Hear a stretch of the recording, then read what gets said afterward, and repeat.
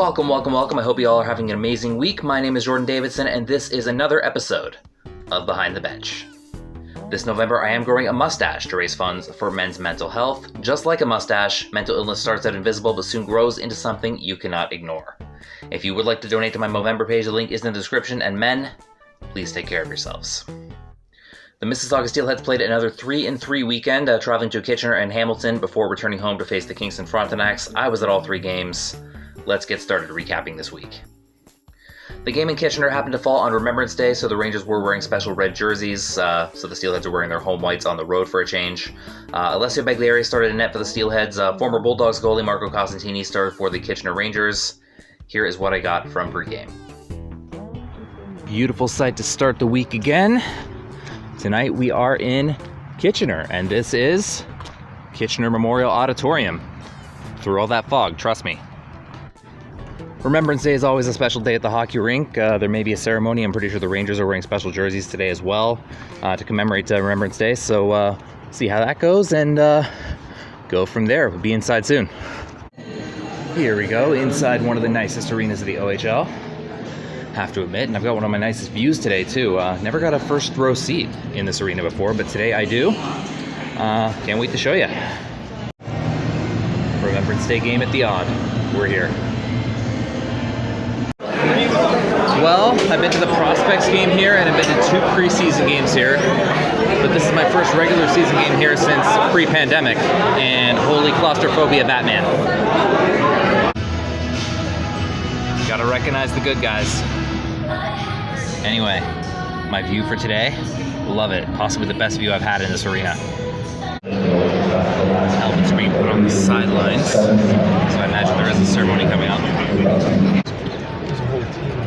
Every November, from the 5th to the 11th, we celebrate Veterans Week and remember the service, courage, and sacrifice of Canada's military members at home, around the world, and across generations, through 5 wars and numerous peacekeeping operations. Almost 116,000 Canadian soldiers did not come home. Please join us now to remember them and say thank you to our fallen, our veterans, and all of those who wear the uniform today. Please stand as you're able as Piper Jeff Hamilton of Waterloo Region's own Reserve Infantry, the Royal Canadian Highland Fusiliers of Canada, plays Amazing Grace.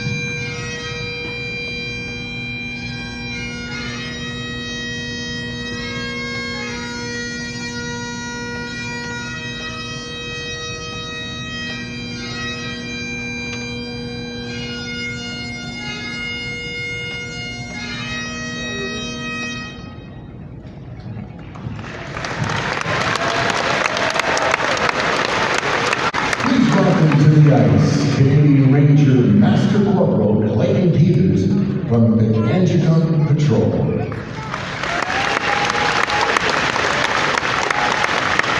Please Canadian Ranger Master Corporal Chris Burton from the 3 CPRG headquarters, CFP Gordon, and Warrant Officer Ron Webb.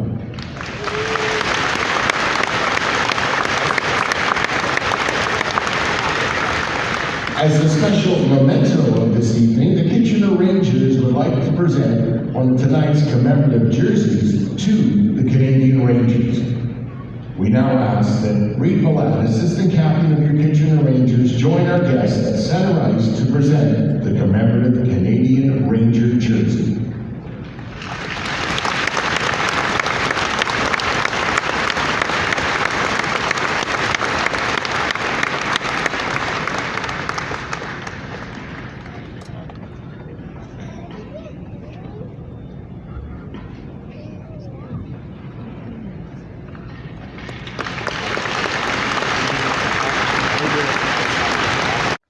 Interestingly enough, there was not a single penalty called the entire game on Friday. None against the Steelheads, none against the Rangers. No majors, no minors, none of that stuff. The fans near me were calling it a no-hitter. And you know, it might be as rare as a no-hitter, or even more rare, who knows. But the puck dropped in Kitchener following all the ceremonies, and this game got underway. So with no penalties, this might be a quick recap. At the 15-14 mark of the first period, it was James Hardy getting the Steelheads on the board first. Right off a turnover, so no assists. Just kind of shot one towards the net, and it found bottom corner. James Hardy unassisted, and it's 1-0 Steelheads.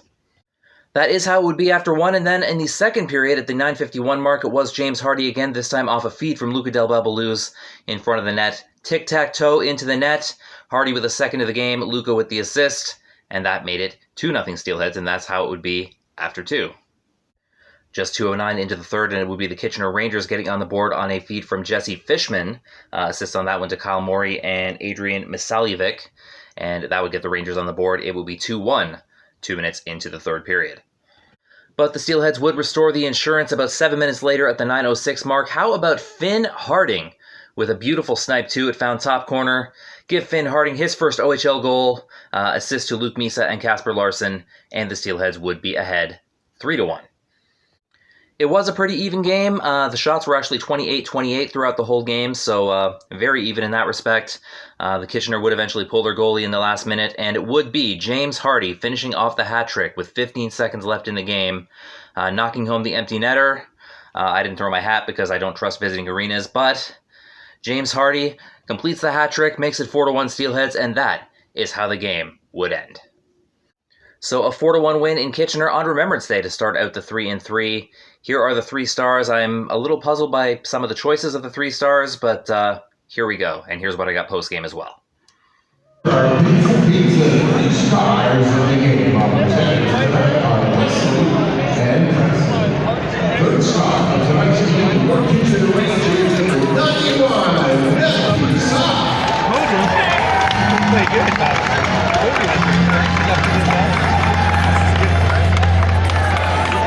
the second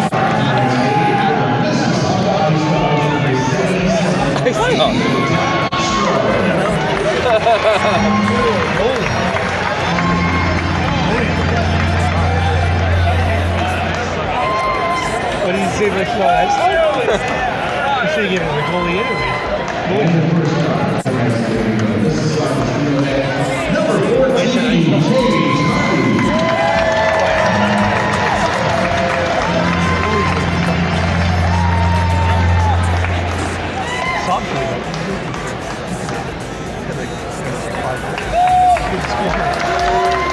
Thanks again,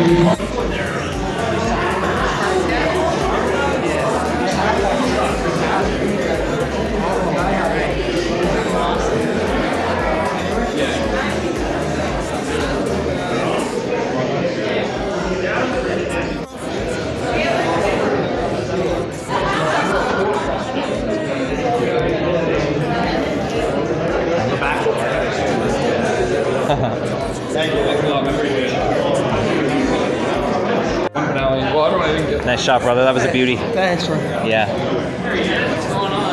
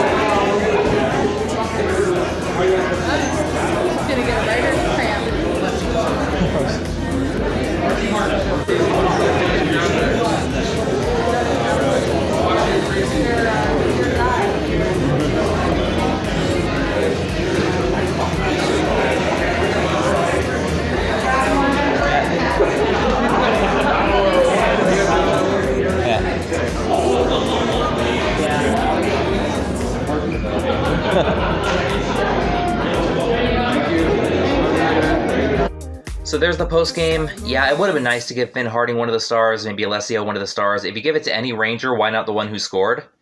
Yeah, so a few puzzling choices there, but moving on to Hamilton for Game 2, the middle game of the 3-3 on Saturday. Alessio Begliari would again start in net for the Steelheads. The Bulldogs would counter with Tristan Malboeuf. Here's the pregame I got from Hamilton. Well, Saturday now, we're back at this old familiar place again. First Ontario Centre, home of the Hamilton Bulldogs. All right, back in this place again. Go find our seat, look around. And you know what I like here? Let's go find them.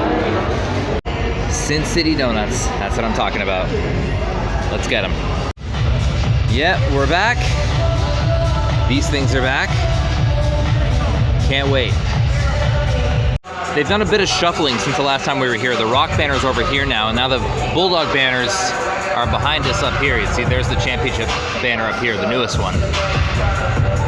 So, nice yellow banners. There's their AHL banner as well from when they were the champions of the AHL. Yeah. He's signing Columbus bucks.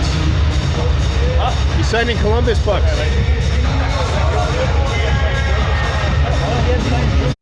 It was Tiger Cats Day at the First Ontario Centre. They opened the game with an Oski Wee Wee like they do at the Tiger Cats games. They changed the goal song to Tie Cats Are Hummin'. The puck dropped, and the Steelheads and Bulldogs got underway. Unfortunately, the very first shift of the game, Ethan Del Mastro would take a puck to the mouth. He'd cut his lip up pretty bad, and he'd have to leave. He was out for the whole first period, but he would be back for the second, albeit with a pretty nasty scar on his lower lip. It did not take long for us to hear Tie Cats Are Hummin' for the first time, just a minute 17. And then Lawson Shirk was able to beat Alessio Begliari to open the scoring, give the assist on that one to Jorian Donovan and Lucas Moore, and it would be 1-0 for the Bulldogs. Unlike the last game, there would be penalties called. Mason Zabeski would get one, Bryce Cook would get one, and then Charlie Callahan took one late for a check from behind. That was at the 16:47 mark. He got out at the 18:47 mark, and not long after that, at the 19:07 mark, Callahan was able to get the puck, a little feed to James Hardy, who slams it home. James Hardy with his 100th career OHL goal, tying this one up, picking up where he left off last night, and it would be 1-1 after one.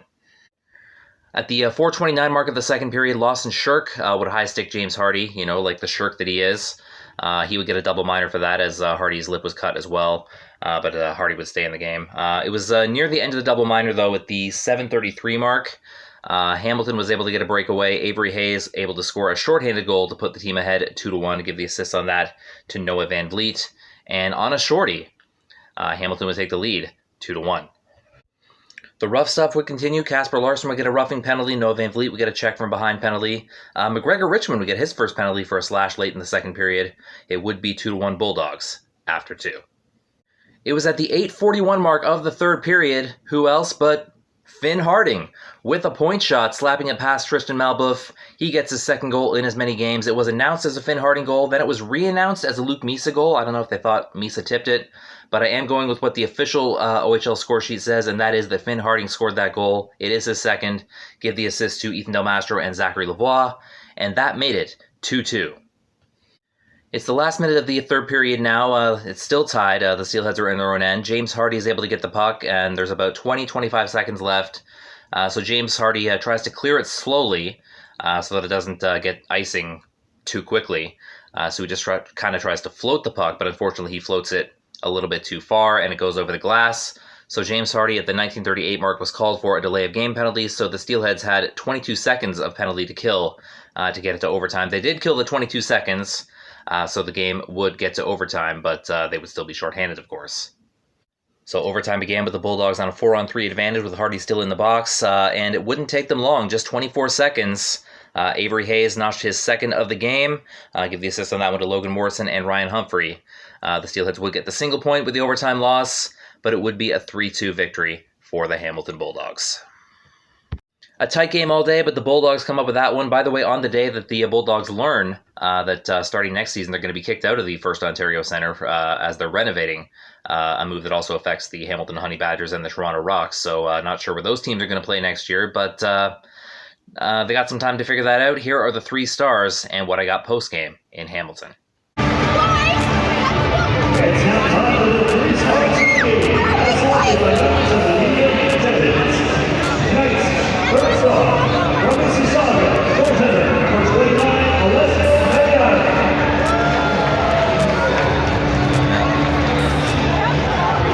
The second star, from your Bulldogs, number 29, Ryerson.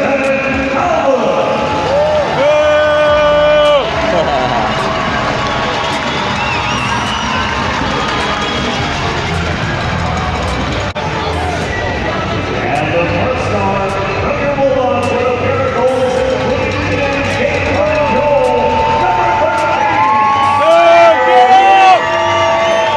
13.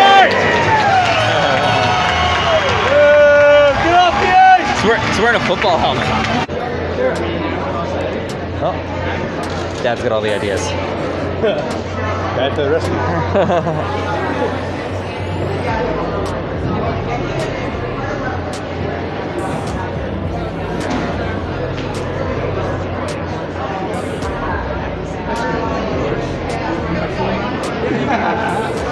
Thanks for asking. Yeah, no worries.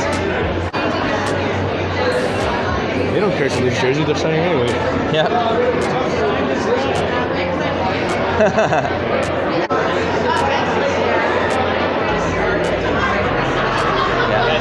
Thank you. Good night, Luca. How's the lip feeling? It's a little sore, but Yeah. yeah. Yeah. I see you get hit. Yeah. Yeah. You're fine, so I was like, Yeah.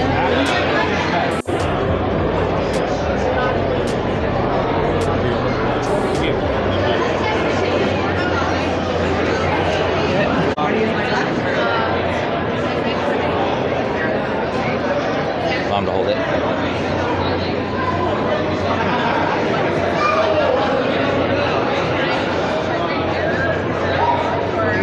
That's what it feels like. Not much. Oh, Mom's helping. How's the mouth, James? Better? Yeah. Thank you.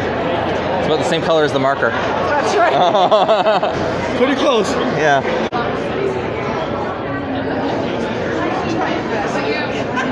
I was learning something on it anyway. Thank you. Good luck in the next game. Yes.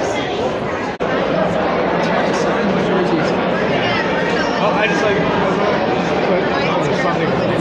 Yeah. I've been a Steelheads fan for a long time. So. Yeah. Yeah. I just met him, and yeah. Yeah, nice. I said, hey, want to come down here? I'm like, I want to go get autographs. Yeah. Everybody at camp for the whatever. You play good, though. Thank you. You get the next year. Yeah.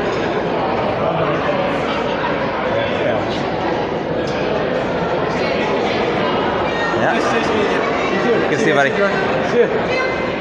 So the Steelheads a little down after that one, but still with 3 points under their belt that weekend so far, would return home and welcome in the post-Shane Wright Kingston Frontenacs. Here is the pregame I got from that game.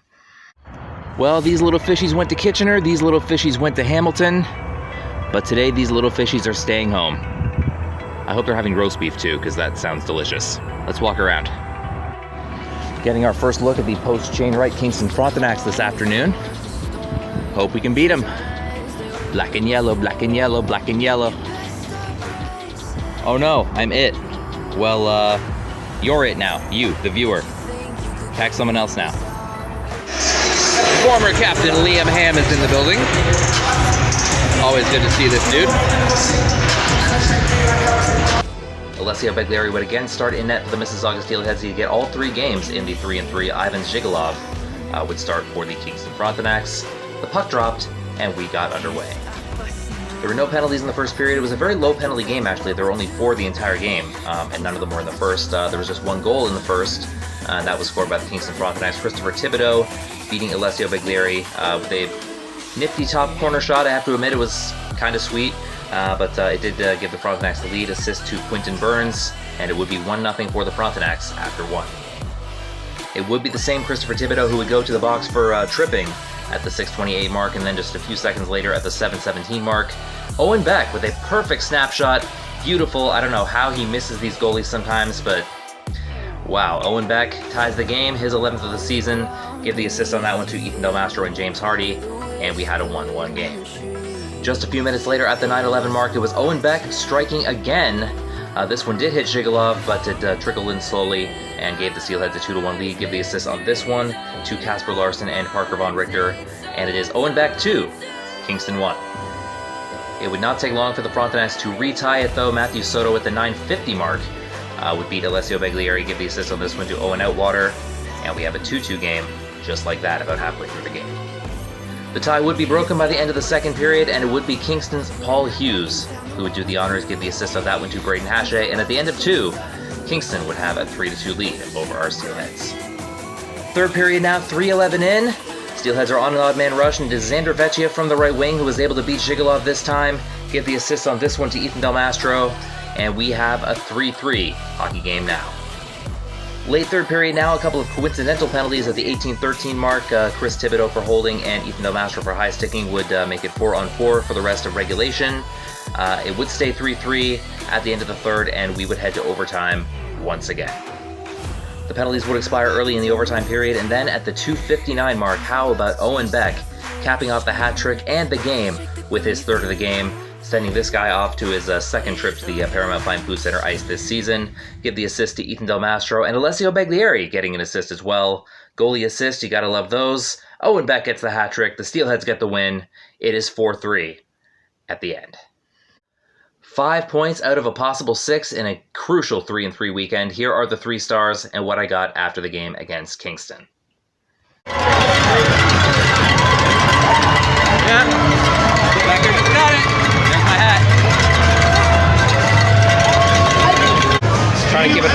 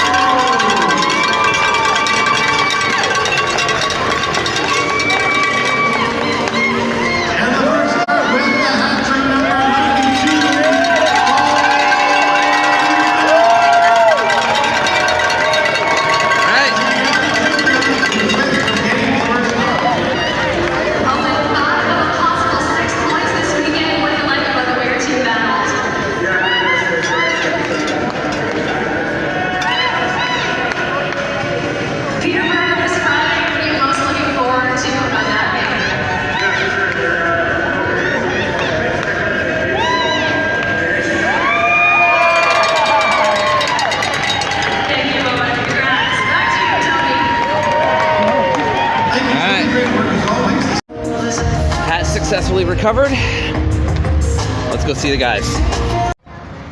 Oh yeah, winter does happen in this country. Getting some light snowfall here. Of course we watch it too. What are you talking about? From the barbecue. See you guys. Yeah. See you, bud. There's Xander from the barbecue. You know him. Yeah. Everybody's from the barbecue. And Ren's Pets. No, you didn't go see him at Ren's Pets. Next science for you. Sounds good to me. Well, next time he works there, because he's clearly a qualified employee, you know? It was touch and go for a few minutes, I'm not gonna lie to you. Your Ren's Depot stint. It was an adventure. It was. For sure. So that's how I would describe it as well. No, I can't. Yeah, that's it. No, it's our history. No. That is for you. Okay, no, I didn't think this. Take it. Everyone's taking their first side home game this year. Oh, that You even spelled hungry wrong just for you. This is awesome. Look at this. Now, before I go, as we know, Ryerson, Leenders, and Lucas Karmiris have been away playing in the U17 World Hockey Challenge for the past couple of weeks. They're returning to the Steelheads this coming week. So let's talk about how that tournament went. Explain a little bit about what that tournament is and tell you how the guys did. Of course, it is an international tournament for players under 17. There are teams from the United States, Finland, Sweden, Czechia, and there were 3 Canadian teams which were split up as Canada Red, Canada White, and Canada Black. Both Lucas and Ryerson played on Canada Black for this tournament. So each of those 7 teams played 6 round-robin games, one against every other team. Here is the rundown of how Canada Black did.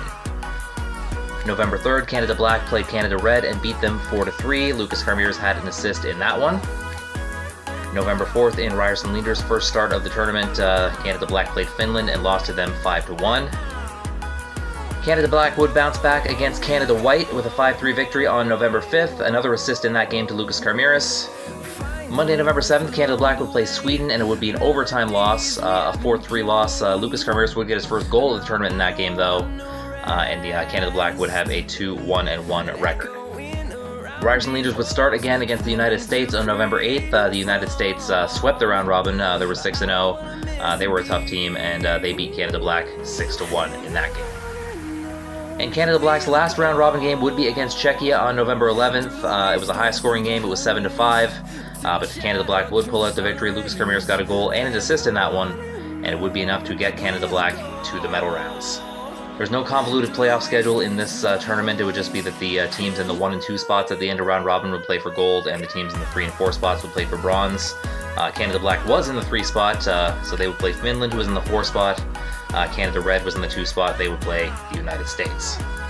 Unfortunately, Canada Black would never really be in the bronze medal game. The starting goalie would give up 3 quick goals, and then Ryerson would play the rest of the game. It would end up being a 7-1 victory for Finland, so Canada Black missed out on the medal. The gold medal game was even worse. Canada Red lost 11-3 to the United States, who did not lose a single game in the tournament.